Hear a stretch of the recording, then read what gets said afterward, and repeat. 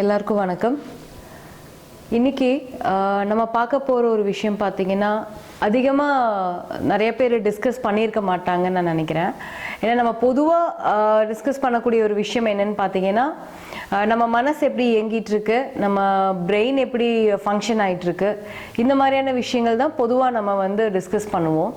ஆனால் இன்னைக்கு நம்ம பார்க்க போகிற ஒரு விஷயம் என்னன்னு பார்த்தீங்கன்னா, நம்மளோட இருதயம் எப்படி ஃபங்க்ஷன் ஆகுது.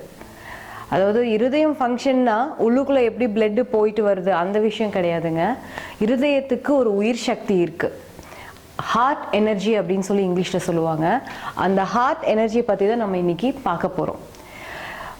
ஹார்ட் பார்த்தீங்கன்னா நம்மளோட பிரெயினை விட எலக்ட்ரிக்கலாகவும் சரி மேக்னட்டிக்கலாகவும் சரி பல மடங்கு பயங்கர பவர்ஃபுல்லானதுங்க. அதோட மின்காந்த சக்தி நம்ம மூளையை விட பல மடங்கு சக்தி வாய்ந்தது. இது நிறைய பேத்துக்கு தெரியாதுங்க, அதான் உண்மை. அதனால நம்ம அதுக்கு பெருசாக ஒரு முக்கியத்துவம் கொடுக்காம போயிட்டோம். அதாவது அந்த ஹார்ட் எனர்ஜிக்கு ஒரு முக்கியத்துவம் கொடுக்காம போயிட்டோம். ஏன்னா அதுக்கு நம்ம அதை பற்றின உண்மைகள் நமக்கு தெரியலை. இந்த ஹார்ட் எனர்ஜி மூலிமா பார்த்தீங்கன்னா நமக்கு வேணுங்கிற விஷயத்த நம்மளால அடைய முடியும். அதுலேயும் ஒரு சீக்ரெட் இருக்குங்க. இப்போ பார்த்தீங்கன்னா நம்ம உடம்புல இந்த நரம்பு மண்டலம் இருக்கு இல்லைங்களா, அதில் இங்கிலீஷில் sympathetic nervous system, parasympathetic nervous system அப்படின்னு சொல்லி ரெண்டு இது பிரிப்பாங்க. இந்த சிம்பத்தட்டிக் நர்வஸ் சிஸ்டம் என்னன்னு பார்த்தீங்கன்னா, எப்பெல்லாம் நமக்கு ஒரு பயம் பதட்டம் ஏற்படுதோ அப்போ இந்த சிம்பத்தட்டிக் நர்வஸ் சிஸ்டம் ஃபங்க்ஷன் ஆகும். அதாவது நம்மளோட மூளையிலேருந்து அந்த பிட்யூட்ரி கிளாண்ட் கார்டிசால் அப்படிங்கிற ஒரு ஹார்மோனை நமக்கு அட்ரினல் கிளாண்டில் அனுப்பிவிடும், அங்கே உற்பத்தி பண்ணும். ஸோ அது மூலயமா நமக்கு இந்த ஸ்ட்ரெஸ் ஹார்மோன்ஸ் ரிலீஸ் ஆகும். இந்த கார்டிசால்ங்கிறது ஸ்ட்ரெஸ் ஹார்மோன், அது ரிலீஸ் ஆகும். அந்த மாதிரி டைமில் என்ன ஆகும்னு பார்த்தீங்கன்னா, நமக்கு கண்ணெல்லாம் அப்படியே விரிவடையும். பயந்தா நம்ம அப்படி தானே பண்ணுவோம். அப்புறம் பயங்கரமாக வேர்க்கும். நம்மளோட பிளட் எல்லாமே கைகளுக்கும் கால்களுக்கும் இப்படி ஸ்ப்ரெட் ஆகி போயிடும். நம்ம வயிற்று பகுதியிலேருந்து ஸ்ப்ரெட் ஆகி போயிடும்.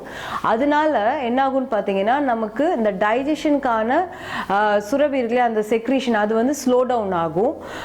நமக்கு அப்படியே எங்கேயாவது ஓடணும்னு தோணும், இல்லாட்டினா யாருக்கூடயா சண்டை போடணும்னு தோணும். இதுதான் சிம்பத்தட்டிக் நர்வஸ் சிஸ்டமோட வேலை. இதே பேராசிம்பத்தட்டிக் நர்வஸ் சிஸ்டம் பார்த்தீங்கன்னா நம்மளை ரொம்ப அமைதியாக வச்சுக்கும். DHEA அப்படின்னு சொல்லிட்டு ஒரு ஹார்மோனை சுரக்கும் பேராசிம்பத்தட்டிக் நர்வஸ் சிஸ்டம். அந்த DHEA ஹார்மோன் என்னன்னு பார்த்தீங்கன்னா நம்மளை எப்பவுமே இளமையாக வச்சுக்கும், நல்லா ஆரோக்கியமாக வச்சுக்கும். ஏன்னா இது நம்மளை ரொம்ப ரிலாக்ஸ்டாக வச்சுக்கும். நம்மளோட இந்த வயிற்று பகுதியில் பிளட் ஃப்ளோ நல்லா கொடுத்து டைஜஷனுக்கு உண்டான செக்ரீஷனை அதிகப்படுத்தும். ஸோ நல்லபடியாக டைஜஷன் ஆகும். நம்மளோட எல்லா பிளட் வெசல்ஸையுமே நல்லா விரிவடைஞ்சு நல்லா பிளட் ஃப்ளோவை கொடுக்கும். ஆனால் சிம்பத்தட்டிக் நர்வஸ் சிஸ்டமில் பார்த்தீங்கன்னா அந்த வெசல்ஸ் எல்லாத்தையுமே அது அப்படியே இறுக்கமாக வச்சுக்கோ, கன்ஸ்ட்ரிக்ட் ஆகிக்கும். அந்த மாதிரி டைமில் ஸ்ட்ரெஸ்ஸாக இருக்கிற டைமில் இந்த பேராசிம்பத்தட்டிக் நர்வஸ் சிஸ்டம் எப்போ அதிகப்படியாக நம்மளுக்கு ஃபங்க்ஷன் ஆகும்னு பார்த்தீங்கன்னா, நம்மளோட ஹார்ட் எனர்ஜியை நம்ம எஃபெக்டிவாக வைக்கிற டைமில் தான் அது நல்லபடியாக ஃபங்க்ஷன் ஆகுங்க. ஸோ இந்த ஹார்ட் எனர்ஜி எப்படி நம்ம நல்லபடியாக ஃபங்க்ஷனாக வைக்க முடியும் எப்போன்னு பார்த்தீங்கன்னா, நம்ம எப்போ எல்லாத்துக்கிட்டையும் ரொம்ப அன்பாக இருக்கமோ, எப்போ நம்ம மற்றவங்கள நம்மளால் மன்னிக்க முடியுதோ, மனசார எப்போ நம்மளால் அவங்கள்ட்ட மன்னிப்பு கேட்க முடியுதோ, எப்போ நம்மளால் நன்றி உணர்வோடு இருக்க முடியுதோ, இந்த மாதிரியான எல்லா நேரங்களிலும் நம்மளோட ஹார்ட்டோட எனர்ஜி ரொம்ப அற்புதமாக விரிவடையுங்க. ஹார்ட் எனர்ஜியை எவ்வளோ சக்தி வாய்ந்ததுக்குன்னு ஒரு எக்ஸாம்பிள் சொல்கிறேன். ஒரு 20 years பேக் மெசச்சூசெட்ஸுங்கிற இடத்துல ஒரு ட்வின்ஸ் பிறந்தாங்க, குழந்தைங்க. அப்போ அந்த குழந்தைங்கள பிறந்தப்போ ஒரு குழந்தை ஏதோ ஒரு ஹெல்த் இஷ்யூ இருந்ததுனால அந்த குழந்தைய தனியாக ஒரு இன்குபேட்டரில் வச்சுட்டாங்க. ஆரோக்கியமாக இருந்த குழந்தைய தனியாக வச்சுட்டாங்க. இந்த உடல்நிலை சரியில்லாத இந்த குழந்தைக்கு பார்த்தீங்கன்னா அழுது உடம்பெல்லாம் ப்ளூ ஆயிடுச்சு. அவங்க அப்பா எடுத்து வச்சு சமாதானப்படுத்துறாரு, அந்த குழந்தை அழுகிய நிறுத்தலை. அந்த நர்ஸும் என்னென்னமோ ட்ரை பண்ணி பார்க்குறாங்க, அந்த குழந்தை அழுகிய நிறுத்தவே இல்லை. திடீர்னு அந்த நர்ஸ்க்கு ஒரு ஞாபகம் வருது. இது யூரோப்பில் ஏற்கனவே நடந்த ஒரு சம்பவம் அவங்களுக்கு ஞாபகம் வந்துருச்சு. அந்த குழந்தைய கொண்டு போய் அதோட ட்வின் சிஸ்டர் இருக்காங்களே, படுத்துருக்காங்களே, அந்த இதுலேயே வச்சுட்டாங்க பக்கத்துலேயே. ஒரு அற்புதமான சர்ப்ரைஸான ஒரு விஷயம் நடந்துச்சுங்க. அந்த ஆரோக்கியமான குழந்தை அந்த தன்னோட ட்வின் சிஸ்டர் வந்து படுத்தோன்னே தன்னோட கையை எடுத்து அந்த குழந்தை மேலே போட்டு படுத்துச்சுங்க. அதுக்கு பேர் ரெஸ்கியூ ஹக் அப்படின்னு சொன்னாங்க. அந்த குழந்தை கையை போட்ட சில வினாடிகள்லேயே இந்த குழந்தை அழுகியை நிறுத்தி அந்த ஹார்ட் பீட்ல சீரா இயங்க ஆரம்பிச்சிருச்சு. திருப்பி பழைய ஆரோக்கியத்துக்கு வர ஆரம்பிச்சிருச்சு. அங்கே ஹாஸ்பிட்டல்லேருந்து அத்தனை பேரும் ரொம்ப ஆச்சரியமாக பார்த்தாங்க அந்த ஒரு விஷயத்த. ஏன்னா அந்த 2 குழந்தைங்களுமே வயிற்றுக்குள்ள ஒன்றா இருந்திருக்காங்க அத்தனை நாள். ஸோ அவங்க 2 பேர்த்தோட ஹார்ட் எனர்ஜியும் கனெக்ட் ஆயிருக்கு அப்படிங்கிற ஒரு விஷயத்த ஆராய்ச்சியாளர்கள் அங்கே வந்து பதிவு செஞ்சாங்க. ஹார்ட் மேத் இன்ஸ்டிடியூட்னு சொல்லிட்டேங்க. அவங்க வந்துட்டு இந்த ஹார்ட் எனர்ஜியை பற்றி நிறைய ஆராய்ச்சி பண்ணியிருக்காங்க. பல பேரை வச்சு இந்த ரிசர்ச்சை பண்ணியிருக்காங்க. ஸோ அவங்க கொடுத்த ஒரு விஷயம்தான், நம்ம ஹார்ட் எனர்ஜியை நம்ம கரெக்டாக வச்சுக்கிட்டோம்னா, பேலன்ஸ்டாக வச்சுக்கிட்டோம்னா நமக்குள்ள நல்ல சக்தி வந்து பெருகும். அந்த பெருகிறது மூலிமா நமக்கு என்ன வேணுமோ அதுக்கு அந்த ஃபோக்கஸை செலுத்தி நமக்கு வேணுங்கிற விஷயத்த அடைய முடியும் அப்படின்னு சொல்லி அவங்க சொல்கிறாங்க. ஸோ இப்போது இந்த ஹார்ட் எனர்ஜியை எப்படி நம்ம டெய்லி ப்ராக்டிஸ் மூலிமா இன்னும் பலப்படுத்தலாம் அப்படின்னு சொல்லி இப்போ பார்க்கலாம். நீங்கள் என்ன பண்ணணுன்னா, நைட் தூங்குறதுக்கு முன்னாடி காலையில் எந்திரிச்சது உடனே இந்த பயிற்சியை பண்ணுங்கள். கண்களை மூடிட்டு ஃபஸ்ட்டு உங்களோட பிரெத்தை கவனிங்க. மூச்சை கவனித்தாலே அது ஒரு நிதானமான ஸ்டேட்டுக்கு வந்துடும். அதுக்கப்புறம் ஃபஸ்ட்டு மன்னிப்பு கேட்குறதுங்க. அதாவது சின்னதுலேருந்து இது வரைக்கும் நம்ம நிறையா பேர்த்த தெரிஞ்சோ தெரியாமலோ ஹர்ட் பண்ணியிருப்போம் இல்லைங்களா? ஸோ அவங்க எல்லாத்துக்கிட்டையுமே நீங்கள் மன்னிப்பு கேட்கணும். அதாவது கண்ணை மூடிட்டு தெரிஞ்சோ தெரியாமலோ இது வரைக்கும் நான் உடல் அளவாலோ மனதளவாலோ நான் யாரையாவது துன்புறுத்தி இருந்தேன்னா அவங்க எல்லாத்துக்கிட்டையும் நான் மனப்பூர்வமாக மன்னிப்பு கேட்டுக்கிறேன் அப்படின்னு சொல்லி நீங்கள் மன்னிப்பு கேட்கணும். இது உணர்ந்து கேட்கணுங்க. அது ரொம்ப ரொம்ப முக்கியம்.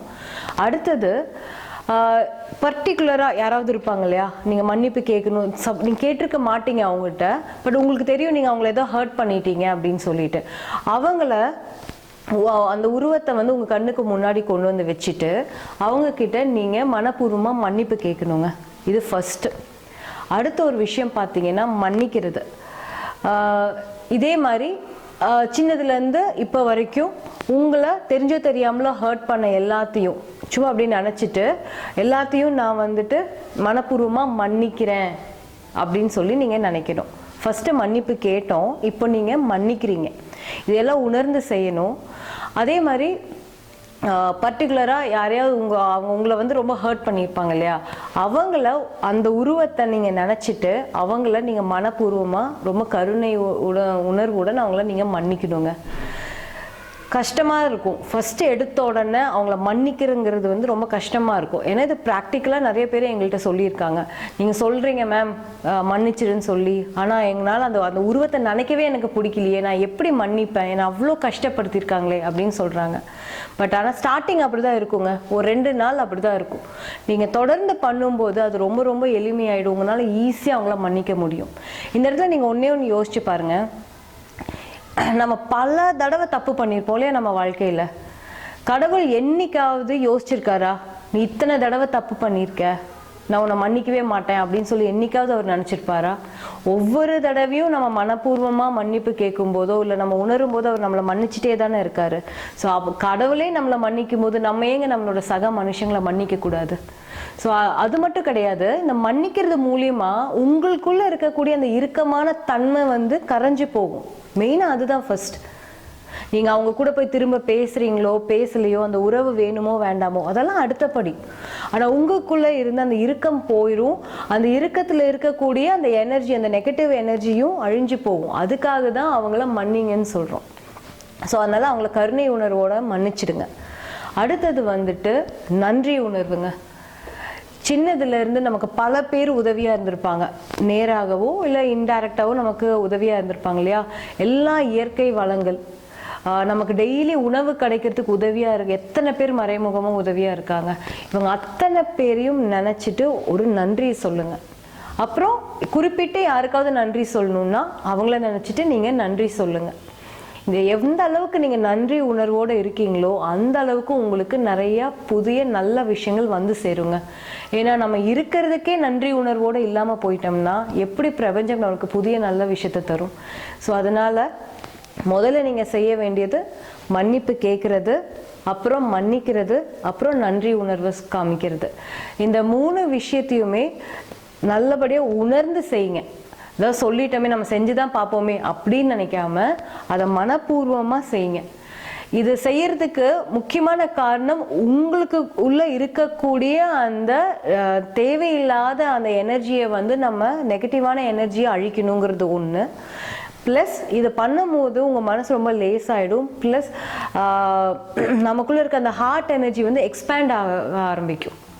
அதான் ரொம்ப முக்கியமான ஒரு விஷயம். ஏன்னா இந்த உலகத்தில் அன்புக்கோ இல்லை ஒரு கம்பேஷனுக்கு இல்லை இந்த கருணை உணர்வுக்கு இருக்கிற சக்தி வேறு எதுக்குமே கிடையாதுங்க. ஸோ இந்த விஷயங்கள்னால மட்டும்தான் நம்மளோட ஹார்ட் எனர்ஜி வந்து எக்ஸ்பேண்ட் ஆகும். ஸோ நீங்கள் எல்லாத்தையும் மன்னிப்பு கேட்டு உங்கள் நன்றி உணர்வை காமிச்சு உங்களோட ஹார்ட் எனர்ஜியை எக்ஸ்பேண்ட் பண்ணிக்கோங்க. இதை எக்ஸ்பேண்ட் பண்ணுறது மூலயமா உங்களோட DHEA ஹார்மோன் வந்துட்டு நல்லபடியாக சுரக்கும். அது சுரக்கும் போது நீங்கள் எப்பவுமே இளமையாக சந்தோஷமாக இருக்க முடியுங்க. இதை ட்ரை பண்ணி பாருங்க. ட்ரை இல்லை, செஞ்சு பாருங்க. கண்டிப்பாக செய்யுங்க. டெய்லியுமே செய்யுங்க. நல்ல பலனை தரும். நன்றிங்க.